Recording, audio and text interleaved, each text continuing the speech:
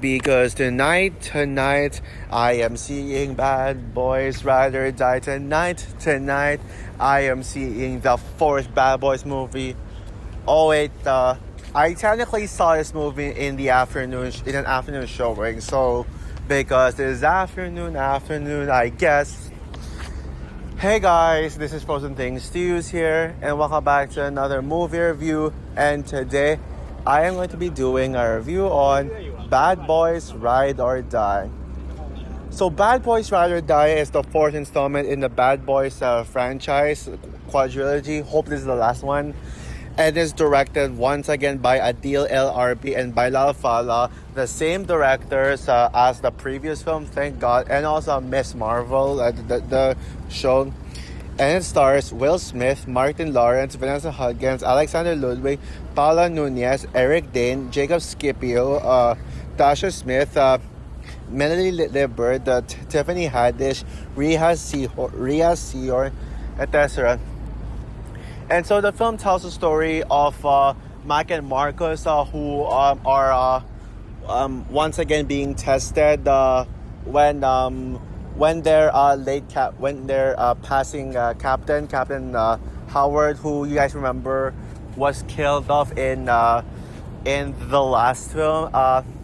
That's the story of Captain Howard, who is being framed for being involved in drug cartels, because now that he's dead, they're suspecting that Captain Howard might have been up to no good. However, Mike and Marcus, knowing Captain Howard so well, they know that Captain Howard would never do anything like this, and I mean never. So they go out of their way to prove his innocence by finding the real drug cartel.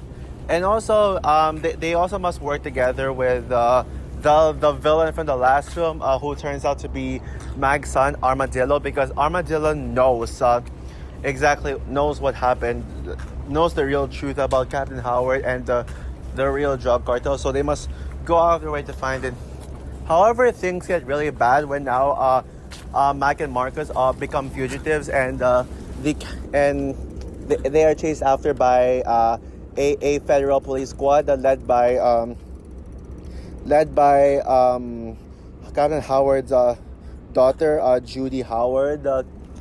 And so now they must, while they are on the run as fugitives, they must find the real villain, who turns out to be like in the hiding, and he tends to sneak behind everyone's backs.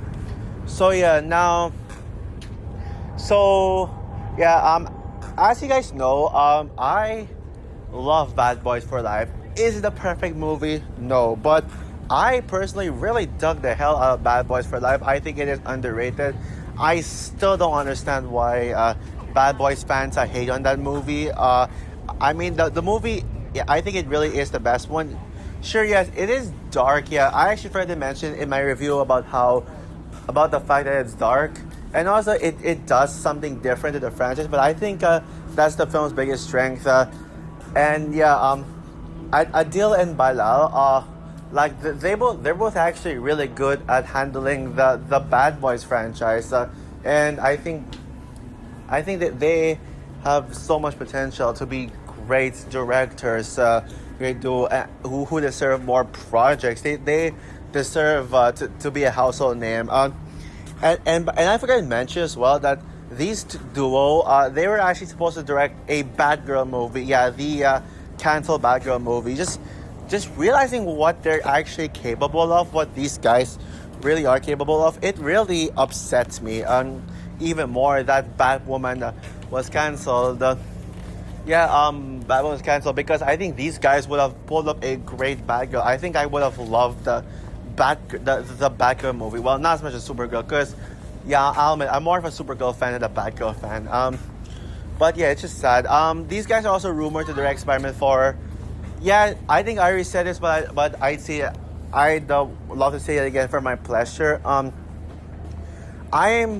They are not my first choice to direct a Spider-Man 4, MCU Spider-Man 4, but if they do direct it, then they'd be welcome. I'd actually like that choice. I'd say I would say that they'd be a solid choice to direct direct a Spider-Man 4.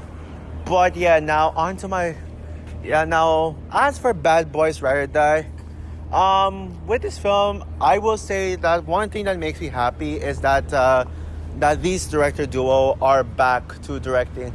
They're back to the franchise to direct once again, and that's good. However, however, I was actually not too excited about this film. If you saw my, buy sell rent thingy in the from the from my Instagram post, which yes, by the way, that is inspired by Sean Chatter, but I only do it on my Instagram because I don't know how to edit it on YouTube. But now, yeah, if you saw that, you may know that I put Rent on this one. I mean, I like that it had the same directors as Bad Boys for Life, so there was actually a chance that this could be good. But however, I also had some reservations because the first trailer did not impress me. It left me with not a very good impression where I was like, huh? Yeah, after I saw it, I was very conflicted on this film. I wasn't really on board with it. It didn't really get me excited for it. It didn't get me hyped up to see a new Bad Boys movie. So therefore, yeah, there's that. So yeah, I was thinking that, yeah, I think this movie is going to be painfully average, just like the first two films. However, the best that I was hoping for this film is that it would at least be better than the Michael Bay movies. And yeah, the movie did get good reviews. It did get positive reviews. Some even going as far as calling this the best Bad Boys movie. Okay, well, now that I've seen the film today, I gotta say my thoughts on it. I gotta say, I actually like this movie. Yeah, I actually thought this was pretty good. Yeah, I'm happy to report that this movie is actually solid. Now, don't get me wrong, I only like this film, but I wouldn't go as far as to say I love it. It's not really a film to praise about, and it certainly is nowhere near as good as Bad Boys for Life. Yeah, I'll admit, that was so obvious. Bad Boys for Life reached a level in the franchise where I absolutely think that there is no way it was going to be topped. Yeah, it reached a high point in the franchise. It reached a whole new level. It took the Bad Boys franchise to another level where I thought, yeah, no way this is going to be topped. Yes, but considering that this tops Bad Boys 1 and 2, that is enough for me. Oh, by the way, yeah, if you guys are, I'm actually doing like a vlog review. Like I'm technically like walking while reviewing, so it's kind of like a vlog style review, except that I'm voice recording. So yeah, yeah, that's that. So yeah, anyways, let's get into what's great about Bad Boys Ride or Die. Yes, like what I said, it's not a great film. There are some flaws with it, but I might as well just get to what I thought was great about the film. Yeah, once again, Adil and Bilal continue to show that they are better at handling the Bad Boys franchise than Michael fucking Bay.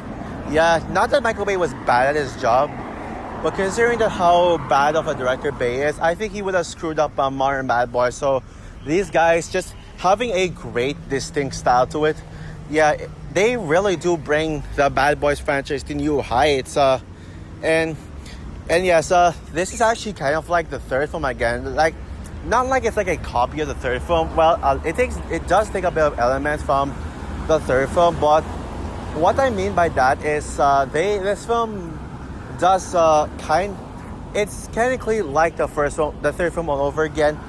Part of it did take note on what made the third film awesome.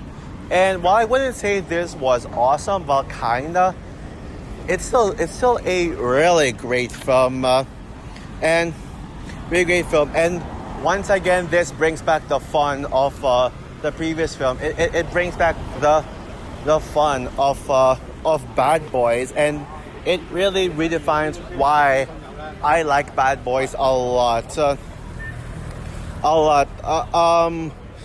And yeah, it's just really entertaining. Will Smith and Martin Lawrence's Mike and Marcus once again have a great chemistry, proving that they are indeed a dynamic duo.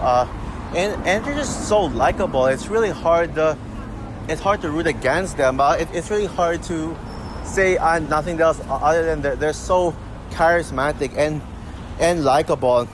Marcus brings back his over-the-top goofiness of his character. That was absent in the first film. That was absent in the third film. I still like Marcus a lot in the third film, don't get me wrong, but I do think that Marcus wasn't the goofy guy he was in the first two films. He was different but a good guy. But this one did bring back the Marcus, the kind of Marcus that he was in the first two films, where he would be stupid but charmingly funny. He'd actually do that for the humor. Very kind of similar to Patrick Star in maybe like the era of SpongeBob before it went to shit. Yeah, it's kind of like that, but except that they somehow did a really good job of making Marcus actually funny. Yeah, I mean they do it. They not only bring back his characteristics from the original two Bad Boys films, but they somehow made it better, funnier. Where, yeah, his jokes really got me laughing. Yeah, his jokes are dying. Yeah, even if most of the jokes are the ones I've seen in the trailer, they still give me a good laugh. And I will say this actually might be the funniest Bad Boys movie yet. No joke. Yeah, really good jokes here. There were like jokes that really made me laugh out loud. Some that got me a chuckle, but yeah, the humor in this movie actually works. That's the thing. They are actually funny. Actually funny. It's really hard for me to talk about what specifically the jokes are, but I would just say they do land. And when I say this has the best jokes in the franchise, it's mainly based on the effectiveness. It's really based on how effective they were, and I'd say it really was pretty effective. As to how the joke actually got a laugh out of me, there isn't as much jokes as the first two films. It's not it's not heavy on jokes. It's almost like Bad Boys for Life, but this one just had more jokes to it. But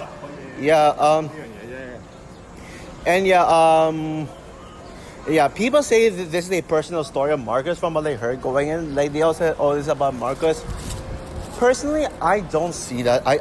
I don't think it's a film about Mike and Marcus. No, I don't think it's a story about Marcus. I mean, just Marcus. Bad Boys for Life was a personal story of Mike, but this one is just more of. But this one is technically Marcus's story. So there's that. But I think that I don't see how this is a Marcus story. I mean, yeah, sure. The first 30 minutes, there's a part of the film that had Marcus having a heart attack, and during a party, and got sent to the hospital. And then we see his spiritual, stuff like montage or something like that. That was one of my favorite scenes in the film, by the way. But it didn't. The story didn't really revolve around Marcus as much, unlike how Bad Boys for Life revolved around Mike. It's actually about both Mike and Marcus equally. It's about both of them being fugitives and proving their innocence. So, yeah, I don't see how this is a Mike story, unless if someone can explain, someone who actually pays attention to my videos and isn't a dumb beyond the community user. Hopefully someone can give me good explanation as to how people view this as a Marcus personal story, because I don't think it is like what I said. But I will say though, I love Mike's personality with his panic attacks due to his traumatic experiences. I don't know how to get into detail on that, but I'll just say really good personality. And Marcus continues his spiritual personality from the last film, which was great too. And yeah, the action was once again a banger, with two action scenes specifically standing out the most. One of the action scenes is it involves Reggie. Now, Reggie is a character I don't like, and I never got into his character. I know people are saying people love Reggie. The Bad Boys fans love Reggie, and they refer to Reggie as my boy Reggie, but I never got into him. I don't like his like just one facial bored looking facial expression. I personally just don't buy into that. Now I know you guys might say, "Oh, you guys are gonna tell me, oh, you just don't get Reggie's character. He's supposed to be like that. He's supposed to have like a bored face," but it's just not my type of character. Like expressionless, character is not my type. But I gotta say that action scene with Reggie in the house where he went John Wick mode. He went John Wick mode. It gave me John Wick vibes, and I was like, damn, yeah, that was awesome. And I'd say one of the absolute best action scenes in the franchise. And the other action scene that stood out the most is the final battle in this abandoned crocodile amusement park. That action scene was shot in a first person. It was shot using first person. Yeah, similar to actually what I did in school for my film class, where like me and my group would shoot our short film in first person mode. Yeah, it's similar to that. And it's kind of like a first person shooter video game, but in a good way. Now I know people would use that criticism whenever video game movies action scenes would be shot like a video game, but would feel like a video game cutscene. But it works with this film. With the film, and it was cool as fuck, man. The ammo once again shines, especially Vanessa Hudgens' Kelly, who I am now confirming it. She is my favorite Bad Boys character. It took me a while to actually decide if she's my favorite, because I don't want to just say, oh, she's attractive, I like her, even if she has one scene, oh, she's my favorite character. But with both Bad Boys for Life and Ride or Die, I will say that yes, Kelly is indeed my favorite character in Bad Boys. Seeing Dorn and Kelly are dating in this. Sorry about the noise. But yeah, I know, like I hope I can still be heard. But Dorn and Kelly are dating in this film. Yeah, Dorn as in Alexander Ludwig's character, the guy who controls the cameras. Yeah, him and Kelly are dating. And it's actually very interesting, and it didn't feel forced for some reason. I'm glad that Rita was pretty great too. Not as great as the Bad Boys for Life. I don't have much to say about her, but she's pretty good as well. She had one fight scene in the elevator, which was cool. It was just a small fight scene though. But I gotta ask, where the hell was Charles Melton's character? I forgot his name, by the way. Where was he? I mean, wasn't Charles Melton supposed to be in this film? Wasn't he a part of the ammo team? The movie didn't even explain why he was absent. Or maybe because I'm like the only person in the world who cares about the ammo team. And I say we need an ammo spin-off. Please give us, I honestly was afraid that this movie would waste the ammo. But no, they weren't wasted at all. They were actually a part of the team. And they were still an essential part of the climax. Good. The film also introduces a new character who I actually really like, and that is Captain Howard's daughter, Judy Howard. And you want to know who plays her? Yep, the same actress as Kim Wexler from Better Call Saul, my personal favorite character in the Breaking Bad universe. Yeah, not only Better Call Saul, but in the entire Breaking Bad universe. You heard me right. And yeah, she was great in this one. Not much to say about her, but she's kind of great. And one of my favorite characters in the Bad Boys franchise. Speaking of Captain Howard, I'm glad that he wasn't brought back to life and still remained dead. If you guys saw my review on Bad Boys for Life, yeah, I criticized this movie's trailer for showing Captain Howard and depicting the story as about him. But I'm glad that this movie made the right decision to not bring back Captain Howard. It's not about Captain Howard being framed. It's about Captain Howard's legacy and how the two bad boys are honoring his legacy. So that's good. As for my flaws with the film, yeah, like I said, it is not a great film and there are flaws. So let's get into my personal issues with the film. The story is not good. Yeah, simply put, it's just not good. It's not a terrible story. It's just not very good. It's just a typical fugitive story that you've seen in so many other films before, and it's just like films like The Fugitive, with Harrison Ford, and there's like a lot that I can name. I mean, I don't want to say Taken 3 because Taken 3 is like one of those fugitive stories that I can heard of, and obviously this movie did it better, but not good. Not a very good fugitive story. It didn't. Yeah, sure. You may argue that Bad Boys for Life did have a story that you've heard of before, which is a revenge plot, but actually it somehow worked in this. But there's a reason why it worked with Bad Boys for Life. The same cannot be said with Ride or Die's cliched fugitive plot. It's been done so many times before, and the whole I don't believe you're crazy cliche. It's just, and also there's even a major plot point in the movie that copies the John Wick sequels, where basically the villain places a price tag of $5 million on Mike and Marcus for other assassins to take him down in order to win the money. Isn't that John Wick to you? Yeah. And speaking of the villain, once again another forgettable Bad Boys villain. I thought Bad Boys for Life learned I thought Bad Boys for Life could start a streak of the Bad Boys movies having good villains, but I guess not. I said that the villain was kind of memorable in my other theater reaction if you saw that, but now after 2 hours or 3 hours of upon a couple of hours after seeing this film, as I'm recording this, it's been 2 to 3 hours after seeing this film. Yeah, the villain is forgettable. I don't remember him anymore. Sure, his plans are intimidating, but he has such a lack of screen presence. His screen presence just felt very wasted. And don't get me started on his anticlimactic defeat, where Will Smith just shoots him without a fight. He just dies by Will Smith just standing there, pointing a gun at him, and then shooting him. Yep, that's how he gets defeated.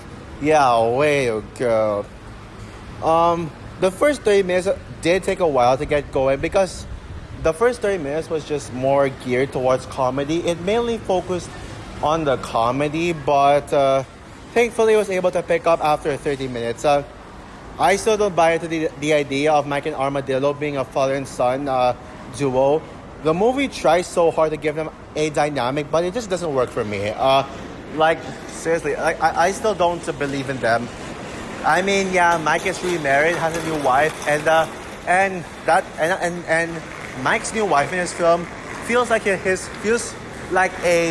more believable that she's Mike's wife, unlike the main villain in the last film. It was so hard to believe that she was actually Mike's wife. It was just so ridiculous. I also hate the fact that Tiffany Haddish was in this film. Yes, Tiffany Haddish, that super annoying actress who starred in a piece of crap comedies. Now, Tiffany Haddish only appeared in a cameo, in a 2 to 3 minute 2-minute cameo in one small sequence, and didn't really make an impact on the story, but it just made an impact to me because, my God, she was so irritating in this movie, and she is equally just as annoying as she typically is in all these annoying, cringy-ass comedies that she stars in. Fuck Tiffany Haddish. So overall, Bad Boys Ride or Die was a very entertaining, surprising film that may not reach the heights of Bad Boys for Life, but it did do its job well in being better than the first two films, and it's somehow one of the bigger surprises of the year so far. And Adil and Bilal, I'd love to see more from them because they are such a stylish director. They are such a stylish director too, I mean. So with that said, I'm going to give Bad Boys Ride or Die a 3.5 stars out of 5. So also for my review on Bad Boys Ride or Die, what are your thoughts on the film? Yeah, who agrees with me that Bad Boys for Life is still the best Bad Boys film? And would you agree with me that would you agree with me on that, or do you think that Bad Boys Ride or Die is your Bad Boys Ride or Die is your favorite, or do you still prefer the first two? Yeah, and why is and yeah, and before I conclude, here's my ranking of the Bad Boys films. Number 4 is Bad Boys 2. Number 3 is Bad Boys the first. Number 2 is Bad Boys Ride or Die, and number 1 by a landslide, Bad Boys for Life. So yeah, comment down below, like, subscribe, hit the notification bell, and stay tuned for more videos to come. I am planning to make a video on The Acolyte, not a review, but just a video on it. So yeah, bye guys.